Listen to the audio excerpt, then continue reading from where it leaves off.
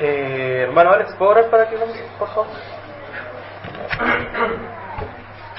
Padre Celestial, te damos gracias una vez más por estar aquí reunidos, Señor, por la oportunidad de abrir tu palabra.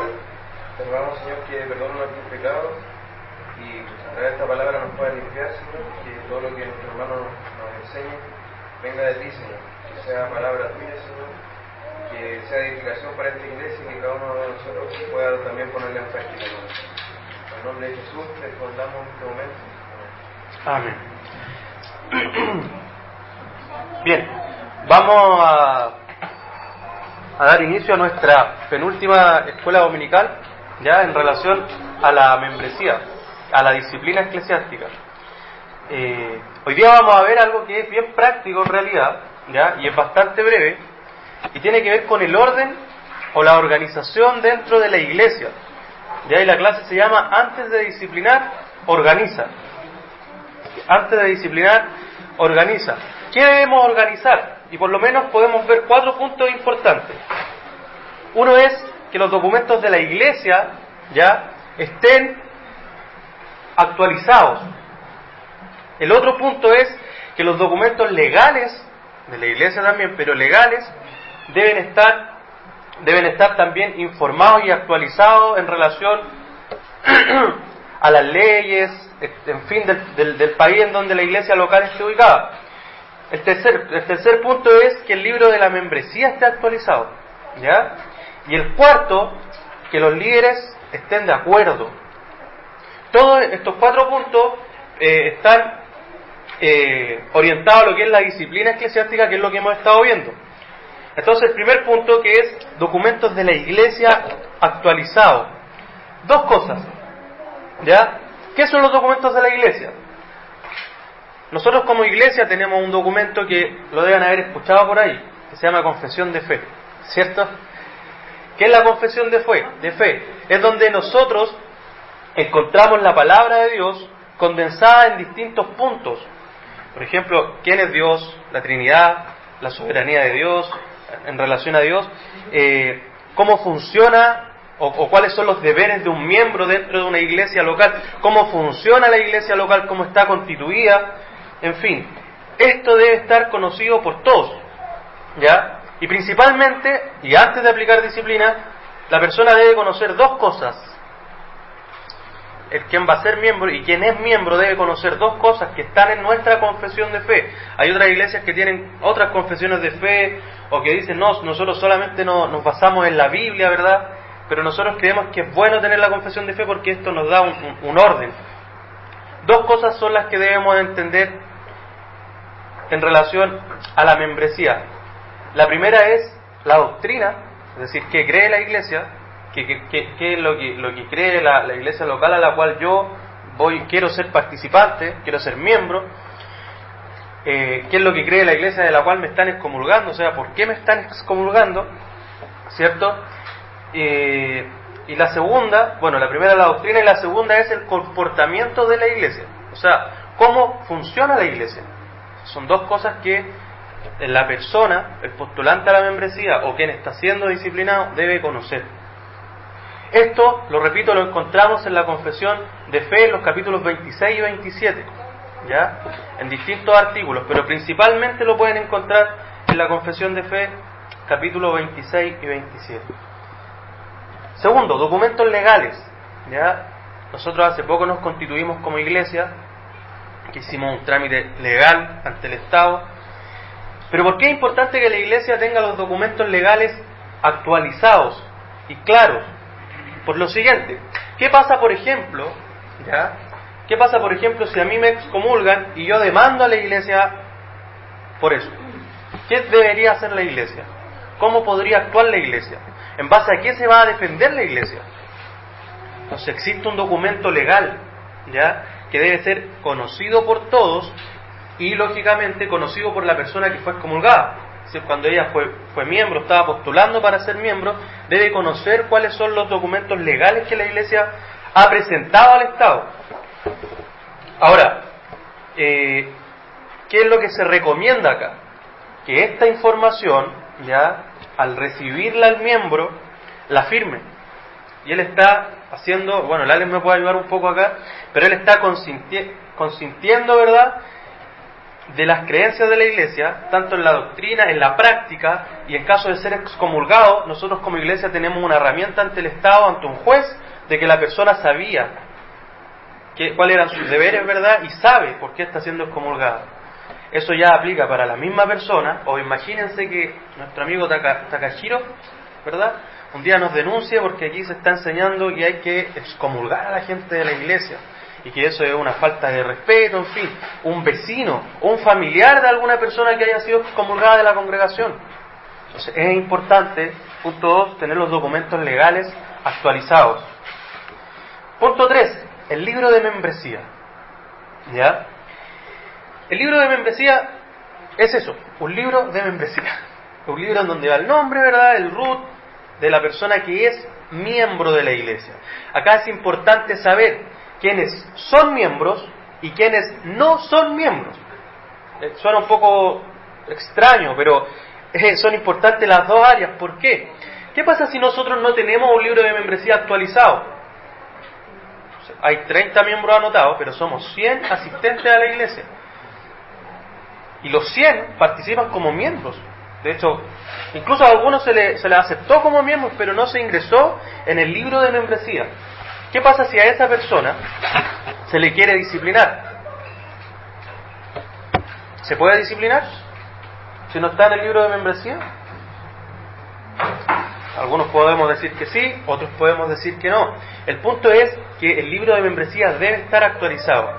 Hay un ejemplo de una iglesia que eran 1000 asistentes, pero solamente, pongamos un número, 300 asistían. Perdón, eran 1000 personas en la congregación y 1000 miembros, pero solamente 300 asistían a la congregación. Entonces un día los líderes de los 700 restantes, los líderes dijeron: de esos 700 vamos a comulgar a este hermano.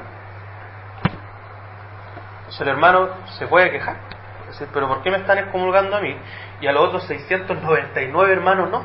Si también ellos faltan como yo. Ahora, ¿era miembro de la persona? ¿Estaba actualizada dentro del libro de membresía?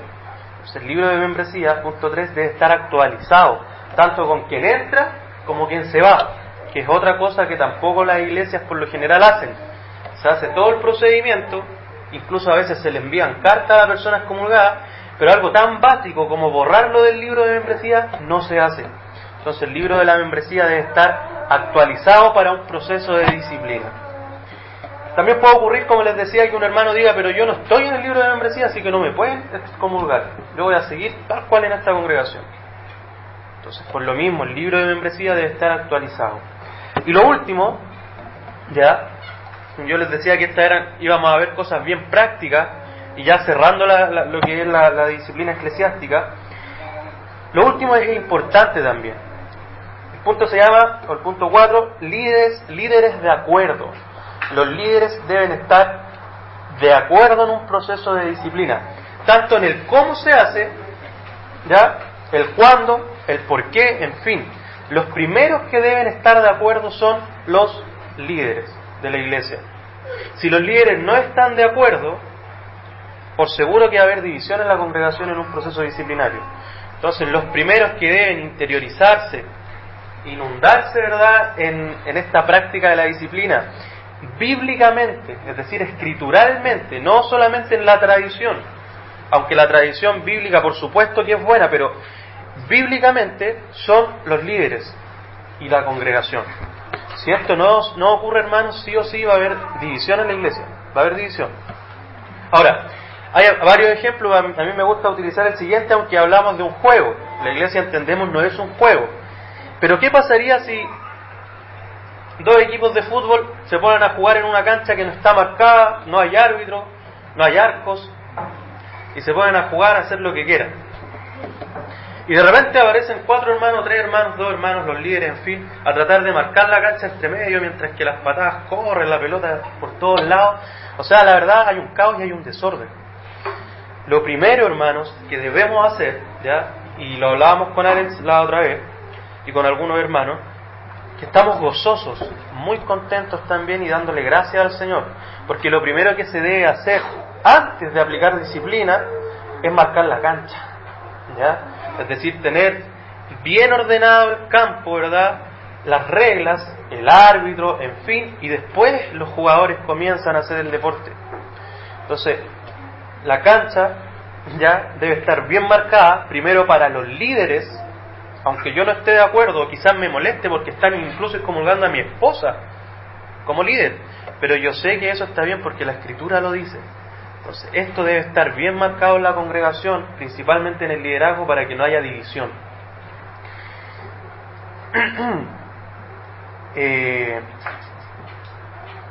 Perfecto. Bueno, esos eran los 4 puntos entonces, hermanos. Los voy a nombrar nuevamente y vamos a dejar un espacio para que podamos comentarlo, aunque es algo bastante práctico. El primero era documento de la iglesia actualizados e informados, que era la confesión de fe.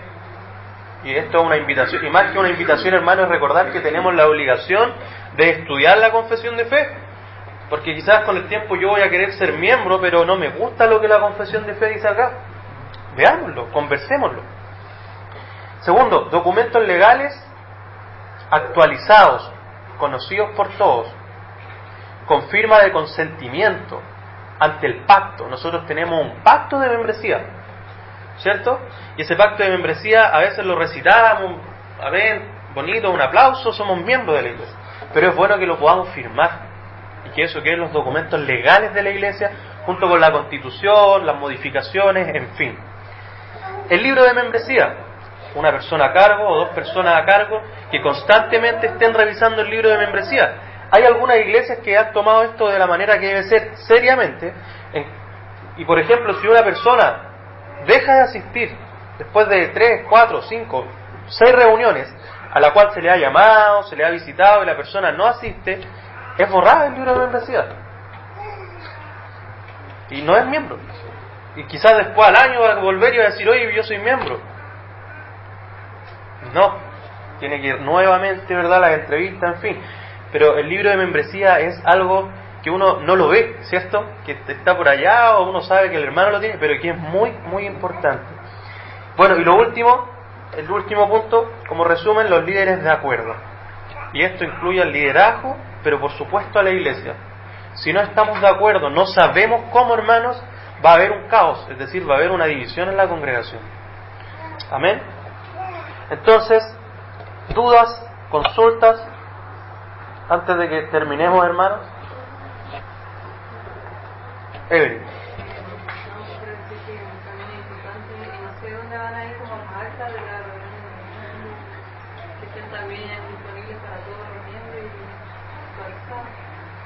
Perfecto. Bueno, eso va dentro de los documentos legales, ¿ya? Las actas, ya de las reuniones de miembros, las actas de las reuniones de directorio, si no me equivoco se hacen cada 2 años, por lo menos en el mundo privado es así, acá debería ser igual. Las modificaciones y las actas también muestran una historia, por ejemplo, de un proceso disciplinario. Es decir, a la persona se le llamó, se le exhortó a arrepentirse en la 2ª reunión, la 3ª reunión no quiso, la 4ª reunión a través de la asamblea y de votación, ¿verdad?, fue excomulgada y eso queda en acta. Y esa acta está dentro también de los documentos legales. Ahora, yo hice mayor énfasis en el consentimiento que debe tener la persona al ser miembro, en firmar el pacto, en el cual, ¿verdad?, ella está diciendo yo estoy de acuerdo con lo que la iglesia cree y con lo que la iglesia practica. Así que muy buen punto también las actas por orden dentro de los documentos legales. Alex. Sí, bueno, que de lo que dijiste resalta la importancia de la entrevista de miembro. Exacto. Para la persona que va a ser miembro, porque hay que asegurarse que la persona ha leído, al menos preguntarle, leyó el reglamento de la iglesia, leyó la confesión de fe, está consciente de que esto significa someterse a la disciplina de la iglesia, a la supervisión de la iglesia. Y después hay otro filtro que es lo que tú decías del pacto, porque el pacto finalmente, creo que la mejor manera es como lo veníamos haciendo, que se lee delante de todos. El que se incorpora lo lee delante de todos y todos son testigos de que la persona concuerda con lo que está ahí y está confesándolo. Entonces esos son resguardos ante después posibles acciones que pueda tomar la persona si que queda mal con la iglesia. Y también lo otro es que la importancia de la elección de los líderes, por lo último que mencionaste, porque si un líder no tiene un discernimiento bíblico, si no tiene un criterio bíblico que los demás hayan podido ver, apreciar en él, esa persona en un momento difícil como la disciplina puede mostrar una falta de sabiduría, una falta de discernimiento que va a hacer daño a la iglesia y puede causar división. Exactamente.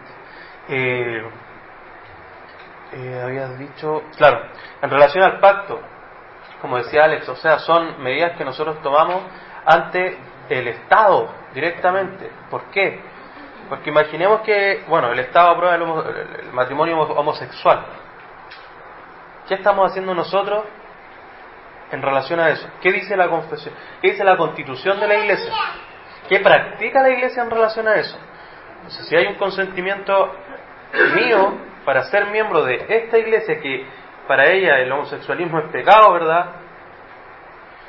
Yo debo también estar de acuerdo con eso y después no puedo oponerme si se va a excomulgar a una persona porque tiene estas prácticas, o si se va a excomulgar a mí porque cayó en estas prácticas. Hay iglesias en donde, me acuerdo de un caso, un pastor, por no tener este orden, ¿verdad? Una persona cantaba, como le dicen, en el coro de la iglesia, entonces fue echada de la iglesia, excomulgada, y esta persona lo demandó a la iglesia, al pastor.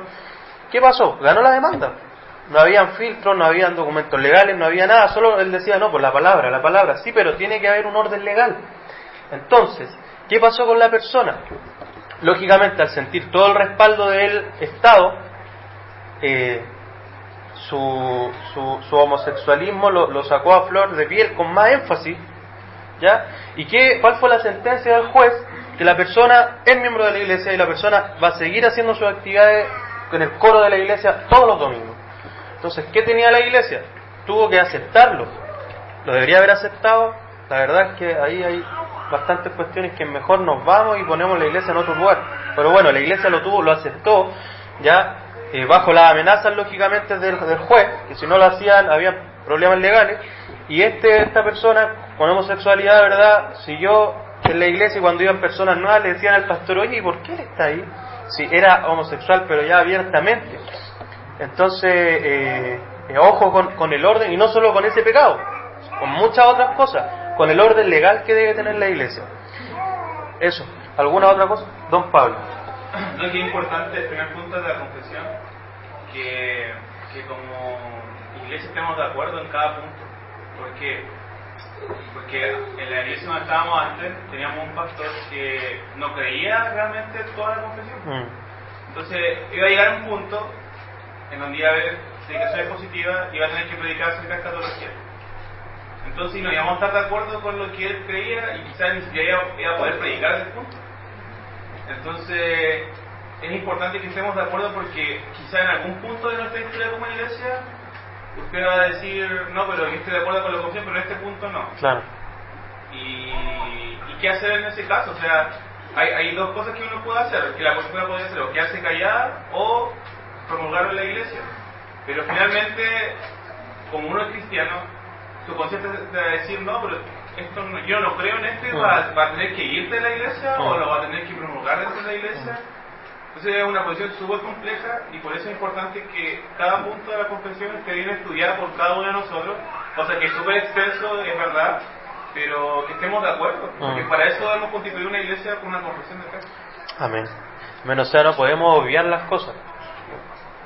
Nosotros tenemos una confesión, entendemos que la confesión no es inspirada. O sea, la confesión no es nuestro libro, nuestra perla de gran precio, o alguna especie de libro que tienen algunas otras grupos. No, pues nosotros somos una iglesia bíblica, la cual tiene una confesión que condensa nuestras creencias que están en la Escritura, ¿ya? Y como decía el hermano Pablo, o sea, estamos llamados cada uno de nosotros, obligados a estudiarla, a ver qué es lo que cree esta iglesia a la cual asisto cada domingo, y a estudiarla para ser miembro, ¿verdad?, para participar, y en caso de excomulgarme a mí o que excomulguen a alguien, que alguien sea excomulgado. Entonces es importantísimo, porque como decía Pablo, también puede ocurrir lo contrario, que quizás la iglesia esté de acuerdo con la confesión, pero el liderazgo no. Que por lo general es al revés, una persona de la iglesia no está de acuerdo con la confesión, y el liderazgo sí. Pero puede ocurrir lo que, claro, nos ocurrió en el otro lugar, en donde era una iglesia confesional, pero no se vivía como lo indica la confesión. ¿Qué hacemos con los pololos? Los jóvenes que son pololos, ¿qué tiene que hacer la iglesia? ¿Qué pasa si los líderes ocupan las finanzas de la iglesia, los recursos de la iglesia como ellos quieren, cuando ellos quieren? ¿Qué pasa si, no sé, en el púlpito puede predicar cualquier persona que la traiga el pastor y puede hablar cualquier cosa a la cual la iglesia no cree? Entonces, ¿qué hacemos? Entendemos que somos congregacionalistas, ¿verdad? Que la autoridad final delegada por el Señor está en la iglesia en pleno, eso lo entendemos, pero ¿bajo qué parámetros? O sea, no por eso vamos a levantar la mano y a votar cualquier cosa o hacer cualquier cosa, sino que hay un parámetro y gracias al Señor lo encontramos condensado en la confesión de fe. Hermano Víctor. En relación al tema de la confesión, igual es súper fundamental porque en el ámbito cristiano de pronto aparecen una serie de modas sobre personajes con ciertas tendencias. Y justamente es la confesión la que a uno le permite discriminar, porque es la interpretación que nosotros entendemos en la Biblia, y nos permite discriminar y no seguir esas corrientes y manifestar también nuestro desapruebo a ciertos tipos de líderes o de personajes que aparecen en el mundo, entre comillas, cristiano. Exactamente. Ahora, por lo general, cuando nosotros comenzamos el peregrinaje en la vida cristiana y queremos estudiar la Biblia, decimos ya, ¿por dónde empiezo?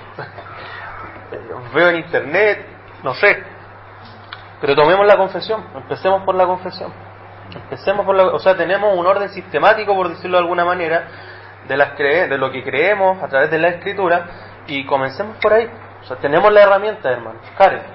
No sé, a lo mejor es un poco tonto lo que voy a preguntar o a decir, pero de repente está bien usado el término pactar, porque de repente si viene alguien de afuera, es como chocante decir ya vamos a hacer un pacto a modo de membresía, entendiendo nosotros que es un compromiso con la iglesia, con el Señor primeramente, pero igual es como chocante decir vamos a hacer un pacto de membresía, entonces como mi duda.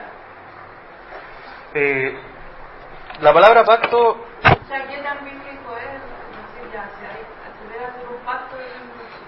O sea, la palabra pacto en sí es bíblica. O sea, el Señor hizo un pacto con nosotros. Es eterno. Lo que pasa, claro, no es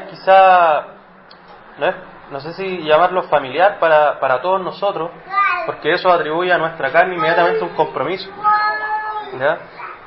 Pero debemos hacer pacto. O sea, la palabra pacto no es mala, o sea, es algo que debemos hacer, ¿ya? Nos gusta a nosotros, a nuestra carne o no, ¿ya? Y el tema es cómo está estructurado ese pacto, o sea, qué es lo que dice ese pacto. Pablito. Tenemos que acordarnos que en las clases anteriores de membresía estudiamos que la iglesia es como un matrimonio. Entonces, que es un compromiso entre un hombre y una mujer y un pacto entre medio. Y es un pacto que es ante Dios, no es ante los hombres.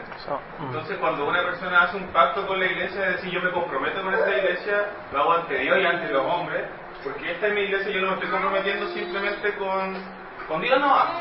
Si pacto yo tengo que darle cuenta a Dios solamente. Sino que cuando hago un pacto con la iglesia, decirle a los hermanos, yo estoy con ustedes, yo de aquí no me voy a mover, al igual que el matrimonio.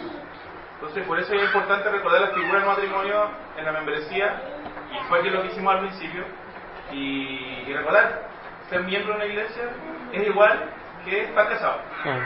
O sea, la palabra disciplina también es fuerte para la gente, para nosotros incluso en muchas oportunidades, pero el tema del pacto es algo serio, o sea, es algo fuerte. De repente para la persona nueva que viene es como chocante porque echan pacto por todas partes, pasar por eso. Sí, no, sí, entiendo, pero esa es la tarea nuestra, de poder enseñar y explicar qué es el pacto. Ahora, cuando uno escucha en otras iglesias pacto económico, ahí la palabra amén, pero cuando involucra negarme a mí mismo, ¿verdad?, a mis deseos y servir al Señor, ahí la palabra pacto es donde, como tú dices, a la primera impresión, ¿verdad?, no es agradable. Natalia y después Claudio. Lo que pasa es que yo también he escuchado mucho de personas y a mí me pasó cuando llegué a la iglesia, ¿por qué hay que tener confesión o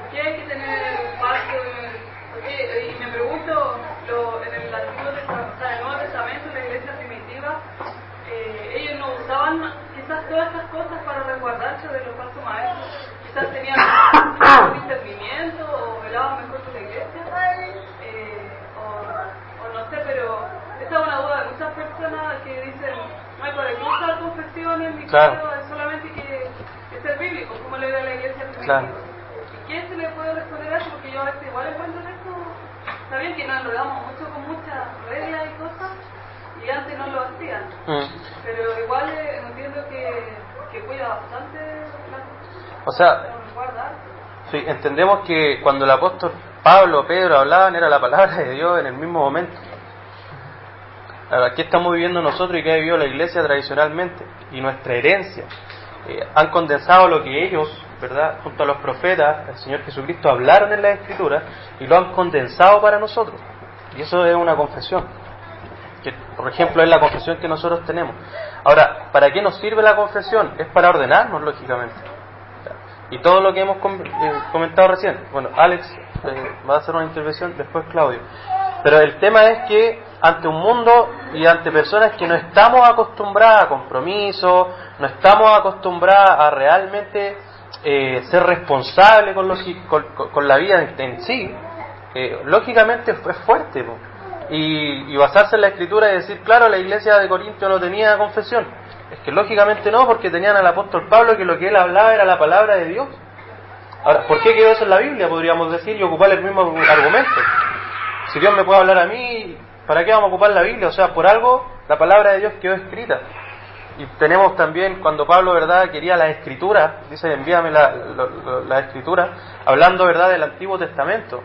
O sea, también él tomaba algo que ya había sido dicho, pero que estaba registrado también. Entonces, nosotros estamos llamados a tomar la Escritura, pero también estamos llamados y debemos ser humildes y nobles para ver nuestra herencia hacia atrás, ¿ya? Y por eso es bueno también tener lo que es la confesión. Claudio.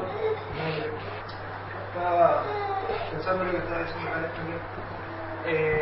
Entender que nosotros, nuestra doctrina, nuestra enseñanza, lo que nosotros creemos, es bíblico. La confesión a la cual se adscribe la Iglesia es una confesión que está basada en la Escritura, ¿cierto? Si bien no es inspirada, como lo dijo el hermano, pero está basada, ¿cierto?, por hombres fieles en su discernimiento al acercarse a la Escritura.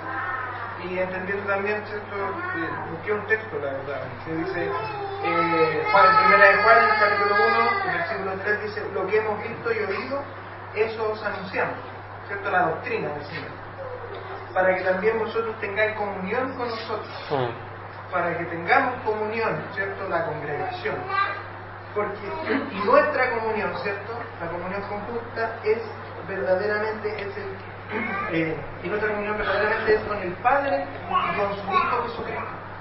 Aquí hay un compromiso, y que también se mencionó anteriormente, y que nosotros lo conocemos como compromiso cruciforme, en el sentido de que nuestra comunión con el Padre, ¿cierto?, con Jesucristo verticalmente, no se completa si no hay una comunión horizontal entre nosotros como iglesia. Y termina, después de eso dice, estas cosas os escribimos para que vuestro gozo sea cumplido. O sea, el que nosotros tengamos este compromiso con Dios. La iglesia no es para tener una dificultad, no es para complicarnos con los hermanos, sino es para gozo. Es para que el gozo de nuestro sea cumplido por la comunión que nosotros tenemos con nuestros hermanos y conjuntamente con el Padre y el Hijo. Alex. Hermano, respecto a lo que mencionaba Natalia, es común esa objeción, pero hay que tener cuidado con prestar oído, así como, porque aparentemente es muy cierto, pero en realidad es completamente falso. Porque, como tú decías, primero, los apóstoles, cuando la iglesia primitiva estaba desarrollándose, eran las reglas de esa iglesia primitiva y todo lo que ellos decían era palabra inspirada y ellos iban confirmando iglesia. Ahora, aún así, tuvieron que hacer el concilio de Jerusalén en Hechos 15 para hablar sobre ciertos aspectos y eso se tuvo que publicar a toda la iglesia. Y eso era una instrucción, ¿cierto? Además ellos tenían ciertas confesiones pequeñitas que ellos repetían, que nosotros vemos en la Escritura, por ejemplo, Dios fue grande en el misterio de la piedad, Dios se manifestaba en carne, esas eran confesiones pequeñas que la iglesia sabía y manejaba. Y lo otro es que tenemos que entender que la fe fue haciendo un progreso, o sea, en el sentido de ir consolidándose el cuerpo doctrinal que creía la iglesia, y eso fue a medida que el error fue surgiendo, la iglesia tenía que decir, no es eso la verdad, sino que es esta la verdad. Y eso fue a lo largo de los siglos. Y finalmente todos esos pronunciamientos sobre lo que era la verdad son lo que tenemos ahora. Claro. La confesión bautista recoge todos esos pronunciamientos antiguos sobre los concilios que son fundamentales de la doctrina cristiana. Entonces no es complicarse, sino que es hacer una necesaria distinción entre la verdad y el error. Sí, bueno, y sumar un poco a lo que tú decías, que claro, si bien eran palabras inspiradas, ¿verdad?, lo que los apóstoles decían, pero también todo eso quedaba en cartas. O sea, esas cartas eran documentos sagrados para la iglesia.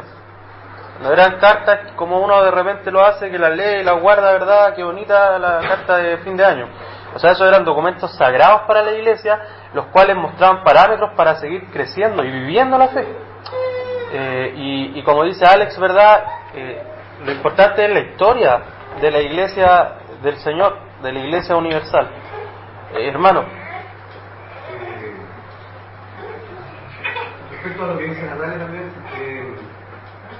se trata de poner una estela así de como que la iglesia en el principio fue como muy espontánea en su funcionamiento, y como todo así medio mágico, pero si uno analiza, por ejemplo, el libro de Hechos, uno ve que hay una organización, o sea, no era así tan espontáneo, ya se me ocurrió, hagamos esto, o no, porque, por ejemplo, cuando mandan a Pablo en sus viajes misioneros había sustento, había iglesias que había que pagar el barco, se ve también, ¿cierto?, ahí que ellos pegaron posiciones, pero no era una cosa así como se arreglaron mi auto, no, o sea, había un orden, había quien administraba, y eso de sentido común se entiende que había una organización, que había una planificación, que tenía un sentido además. Entonces, no es que ahora nosotros seamos tan enredados, o sea, probablemente pareciera, en función de nuestra cultura, pero ellos tenían un grado de administración, de complejidad en la forma en que se movían como iglesia. Amén. Pablo. Que añadir a todo lo que se ha dicho,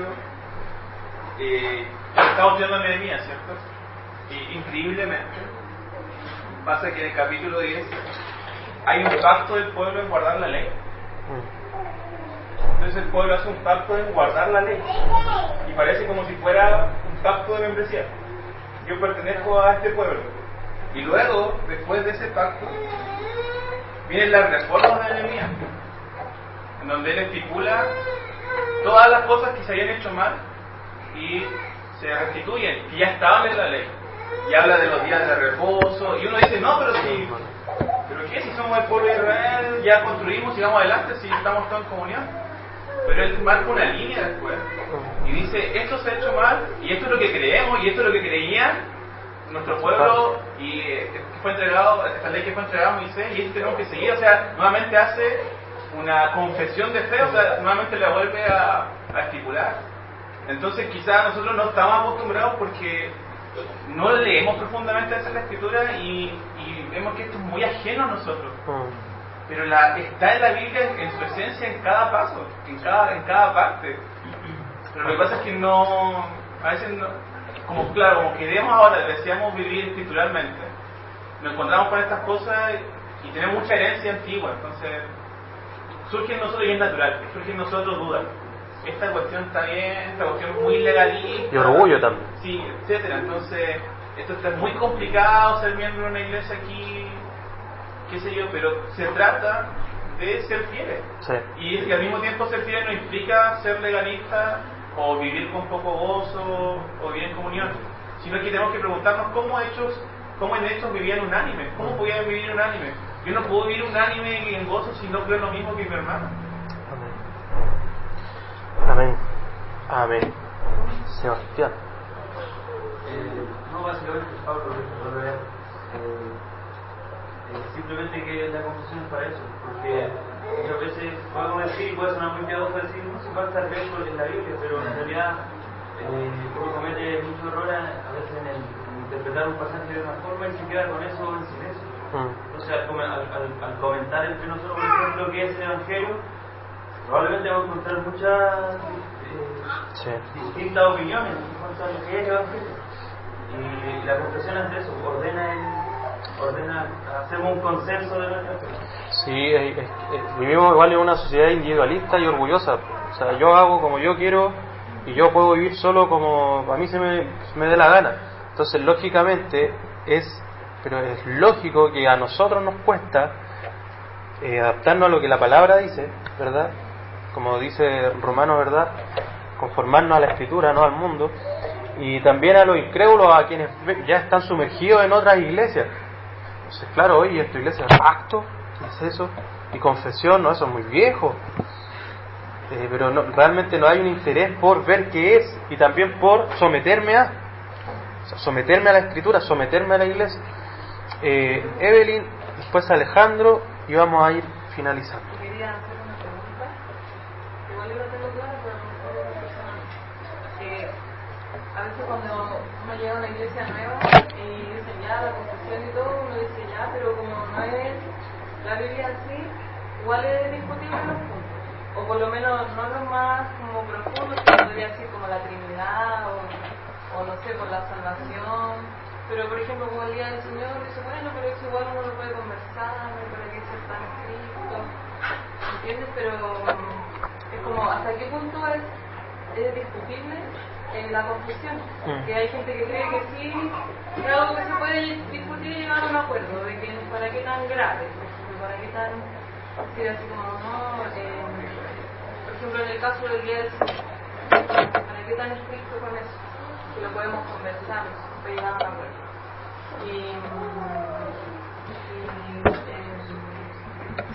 Que cuando uno llega a una iglesia también y que tiene una confesión y uno se adscribe a eso, todos los puntos de la confesión son importantes, son igual de relevantes. O sea, uno no puede estar de acuerdo con 10 y dejar el 11 punto fuera, porque no me acomoda, porque yo creo que no, que igual es como mucho para mí.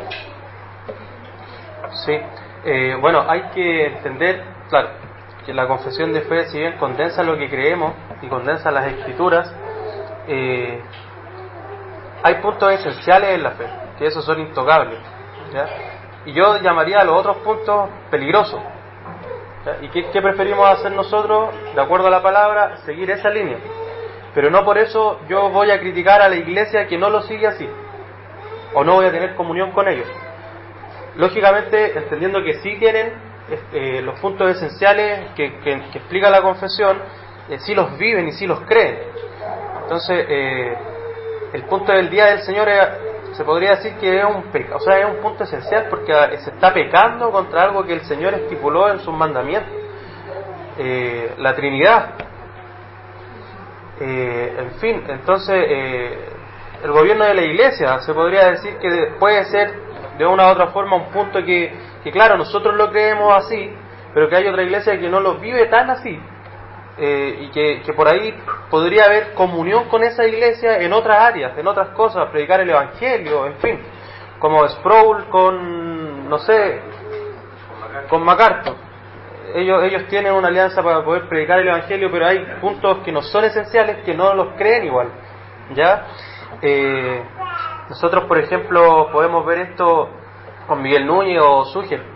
Ellos tienen puntos no esenciales, por ejemplo, la alabanza, en fin, y ellos en esos puntos, la verdad, no tienen discusiones, pero sí se unen en lo que es esencial y en lo que la Escritura manifiesta de manera clara. Yo me refería a alguien que llega a la iglesia, como un miembro, que quiere ser miembro y dice, yo estoy de acuerdo con 10 puntos, pero con este no tanto, pero igual quiero ser parte de la iglesia, porque igual creo en esto, pero este no es tan grave ese punto. ¿Sí? Es que lo que pasa es que si la pregunta es discutible la confesión, nosotros como iglesia tenemos que decir que no, porque eso es lo que creemos. Para membresía no. Claro, nosotros es lo que no es discutible dentro de nuestra congregación. Lo que tú dices, sí, pues claro, podemos discutir con otra iglesia, qué sé yo, podemos tener comunión con ellos, pero como iglesia no. Y si alguien no está de acuerdo en un punto, va a pasar lo que yo Sí. decía delante, que pueden haber dos posibilidades. Esa persona se va a guardar ese punto, va a decir no importa, o lo va a decir cada vez que haya va a haber problemas. El tema es que los dos son peligrosos, porque de que se lo guarde, su conciencia va a estar ahí: yo no creo en esto, yo no creo en esto, y no creo en esto, y en algún punto o se va a retirar de la membresía o va a dividir la iglesia. Entonces, O sea, más claramente, para membresía de esta iglesia, la confesión no se cuestiona. El por qué se puede conversar, y es la idea. La idea no es no te cerramos la puerta, se puede conversar. Pero claro, yo me estaba enfocando a tener comunión con otras iglesias. Pero en relación a ser miembro de la iglesia, claro, la confesión no es cuestionable. ¿Ya? Y no porque sea inspirada, sino porque está en lo que creemos en base a la palabra de Dios. Ahora te entendí, Alejandro. Quiero como comentar el hermano Víctor sobre la iglesia primitiva que nosotros encontramos en hecho. Si bien es cierto, hay muchos detalles por los cuales nosotros los podemos tomar como ejemplo para formar una iglesia sana, pero no encontramos como un ejemplo de complejidad en cuanto a cómo formar una iglesia, sino que, o sea, lo que se ve ahí como que resalta es la comunión que tienen ellos como hermanos y cómo ellos pueden a través de esa comunión llegar a amar a Dios de una manera plena. Y eso es como lo que se enfatiza en la iglesia primitiva. ¿Por qué? Porque si uno en realidad se aferra como a un programa que uno quiera estructurar, que no está como bien claro ahí, porque claro, se ve como así como que pasó esto, pero como no está muy claro, la iglesia no debe consumirse en eso. Y ahora, claro, está bien lo que se impone, claro, como confesión, que es la misma palabra todo, pero el hecho principal es que nosotros al poder adoptar todas estas confesiones de fe, no es para que nos dejamos firmemente eso, sino para que podamos llegar a nosotros poder guiar a los hermanos y a las personas que lleguen a la iglesia a poder mostrarle al Padre, a poder que ellos puedan llegar libremente y no solamente que puedan encontrar paredes donde puedan checar, sino que ver esa comunión rica que se da en ellos, donde el Señor está hablando. Amén. Amén. Oremos, hermano, entonces para finalizar. Padre Santo, te damos gracias, Señor, por lo que hoy hemos podido aprender y compartir también, Señor. Padre, gracias porque estas cosas que a veces no les damos la importancia que merecen, Señor, las podemos hoy día entender mejor, Señor, y también tú pones el deseo, el querer en nosotros de aplicarlas, Señor. Padre, gracias porque nos has guiado hasta hoy, Señor. Quizás sin tener el conocimiento pleno de todo lo que hemos estudiado de manera previa, Señor, pero gracias a tu guía lo hemos podido ir haciendo, Señor. Y ahora, Dios, tener las bases escriturales, bíblicas, después de todos estos estudios, nos llena de gozo, Señor, porque confirma, no, Dios, que nosotros hayamos sido, Dios, los buenos o los meritorios en todo esto, Señor, sino que confirma que tu mano poderosa nos ha guiado, Señor. Padre Santo, gracias por este tiempo, Señor, y ayúdanos, Señor, a amar tu palabra, Señor, y de esta forma, Señor, a vivirla entre nosotros, Señor, y también para con el mundo, Señor. En el nombre de Jesús te damos gracias, Señor. Amén. Amén, hermanos. 10